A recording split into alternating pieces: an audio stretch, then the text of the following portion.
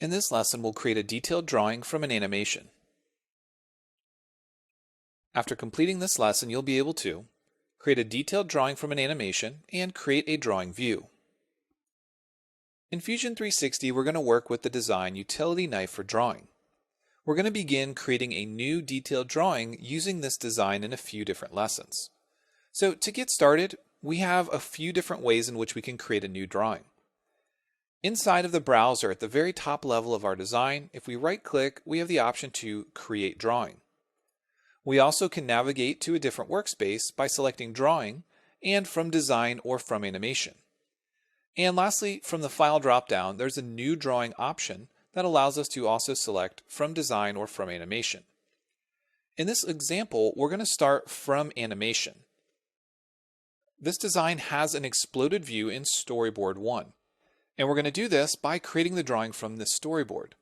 So in the storyboard area, we have Storyboard 1. We're going to create a new detailed drawing from scratch. And for the standard units and sheet size, we'll simply leave all those as the default. But you can also take a look at the various options you have when creating your new detailed drawings. We'll select OK, and Fusion will begin to create a new detailed drawing design. It's important to note that the majority of information is saved within a single file in Fusion 360, an F3D archive file. That means that your designs, your animations, your manufacturing toolpaths, these are all in a single file. However, when we create a detailed drawing, this is going to create an F2D file.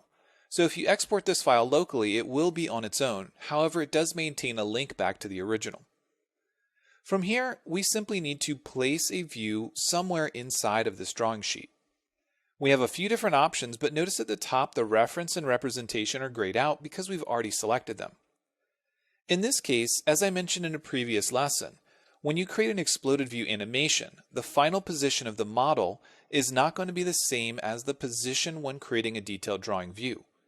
But this file, if we go to the orientation dropdown, has a named view called Drawing EXP.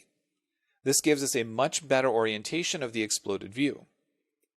We can change the style, which in this case we're going to use visible edges. It's also important to note that when we're placing a view, the preview is going to be shaded. This is exactly how it's displayed in the model. But the preview is not going to be the same style that we're going to use for our view. We can change the scale. In this case, maybe 1:1 will fit a little bit better. We can modify tangent edge display. Currently it's set to off, but we can also use shortened or full length. It really depends on what you want your view to look like and what kind of information you need to measure. We also have options for interference edges and thread edges, but they aren't going to apply in this case. Let's go ahead and place this view in the upper left-hand corner, left-click to place the view, and then say OK. Once the drawing view has been placed, you can see we're now viewing this as shaded. Because we had tangent edge display turned off, none of the edges that were visible on the side of the design are seen now. If we double-click on a view, we can modify it and change some of its properties.